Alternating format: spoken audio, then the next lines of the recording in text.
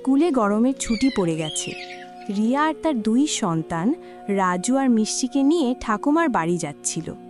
হঠাৎ রাজু তার মাকে বলল, মা, গরমের ছুটি পড়ে গেল, কিন্তু ঠাকুমা এবার একবারের জন্য ফোন করেনি। না হলে প্রত্যেক বছর ফোন করে বলতো, কবে আসবি ঠাকুমার বাড়ি? হ্যাঁ, একদম ঠিক বলেছিস দাদা। ঠাকুমা কি আমাদের উপর রেগে আছেন? না না, তেমন কিছু নয়। তোর ঠাকুমা হয়তো ভুলে গেছেন। চল, আজ ঠাকুমার বাড়ি যাব। তোদের দেখে উনি খুব খুশি হবেন।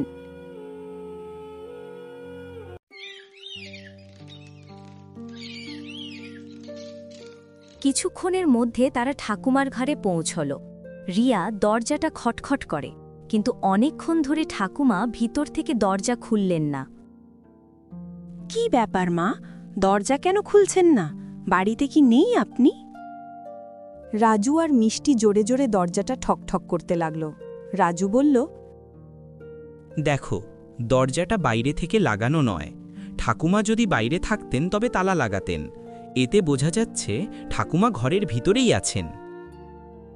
একসময় ঠাকুমা বেরিয়ে এলেন, কিন্তু ঠাকুমার মুখে কোনো খুশি দেখা গেল না। উনি রিয়া ও তার শিশুদের দেখে খুশি মনে হচ্ছিলেন না। এই দেখে রিয়া বলল, মা, আমি তো কতক্ষণ ধরে দরজাটা ঠুকছি, আপনি খুললেনই না। আপনি কি ঘুমিয়ে পড়েছিলেন? হ্যাঁ, আমি ঘুমিয়েছিলাম, কিন্তু তোমরা যে হঠাৎ এসে পড়বে আমি কেমন করে বুঝব? এমনিতেই আমি খুব অসুস্থ, তাই দরজার বাইরে না দাঁড়িয়ে থেকে ভিতরে এসো।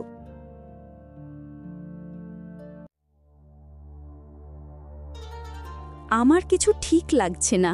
তোদের ঠাকুমা আগে এমন ব্যবহার তো করেনি কোনোদিন। হ্যাঁ মা, কিছু তো একটা হয়েছে ঠাকুমার। ওনার কথাগুলো কেমন যেন অদ্ভুত ধরনের। আচ্ছা, ঠিক আছে, তোমাদের আর এই নিয়ে কিচ্ছু ভাবতে হবে না। এখন যাও, তাড়াতাড়ি হাত মুখ ধুয়ে আসো। আমি তোমাদের জন্য কিছু খাবার বানিয়ে নিয়ে আসছি। রিয়া ঠাকুমার ঘরে ঢুকে দেখল ঘরটা খুব অগোছালো। ঠাকুমা চুপচাপ বিছানায় শুয়ে আছেন। রিয়া অবাক হয়ে বলল, মা, কি? আপনি তো কখনো ঘরটা এইভাবে অগোছালো রাখতেন না। এটা হঠাৎ কেন? আমার বাড়ি, আমি যেভাবে চাই রাখব। তোর কি হবে জেনে? মা, আমি বহুদিন পর আপনার বাড়িতে এসেছি। এইভাবে কথা বলবেন না। তুমি আগে আমাকে বললে না কেন যে তোমরা আসছো? তাহলে আমি তো তোমাদের জন্য পঞ্চভোগ খাবার বানিয়ে রাখতাম। আমি তো কিছুই বানাইনি। যাও, এবার তুমি নিজে খাবার বানিয়ে বাচ্চাদের খেতে দাও। এই কথায় রিয়া মনের দুঃখে চুপ করে রান্নাঘরে গিয়ে বাচ্চাদের জন্য কিছু রান্না করতে বসল। রিয়া মনে মনে বলছিল, না জানি মায়ের কি হলো, আগে কখনো এমনভাবে বলতেন না। যদি কিছু রাগ থাকে খুলে বললে হতো। ঠিক তখনই রাজু ও মিষ্টির কাঁদার আওয়াজ শোনা গেল। রিয়া দৌড়ে গিয়ে দেখল মিষ্টি একপাশে পড়ে কাঁদছে আর রাজুকে ঠাকুমা ধরে রেখেছেন।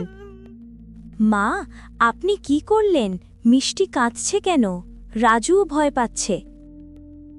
ঠাকুমা ক্ষিপ্ত কণ্ঠে বলল, তুমি বাচ্চাদের ভালো আচরণ শেখাতে জানো না?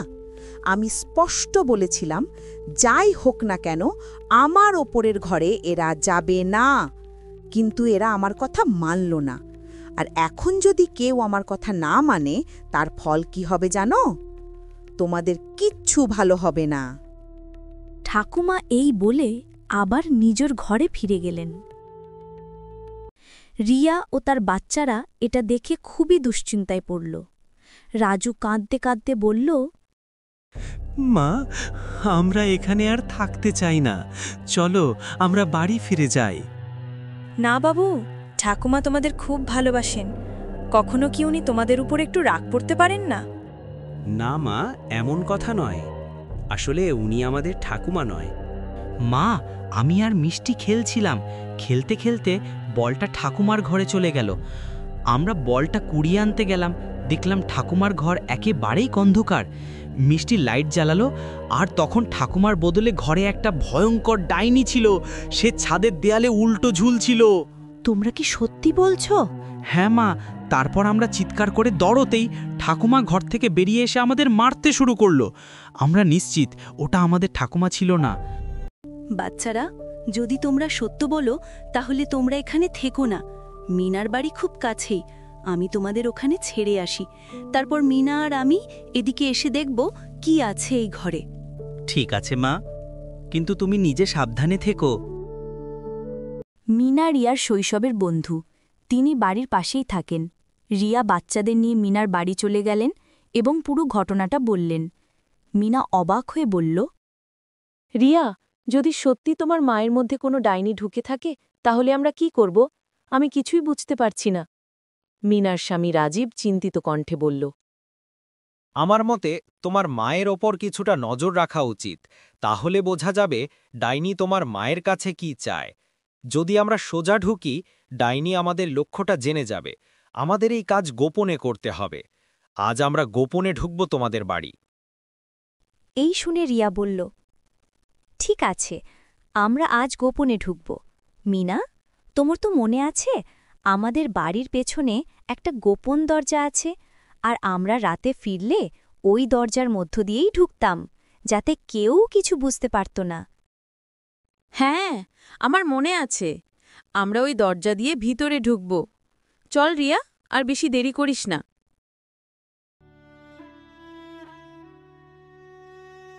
কেউ একটু শব্দ করবে না, আস্তে করে দেখে নিতে হবে এখানে আসলে কি হচ্ছে। তারা ঠাকুমার ঘরের কাছে পৌঁছালেন এবং দূর থেকে কিছু আওয়াজ শুনতে পেলেন।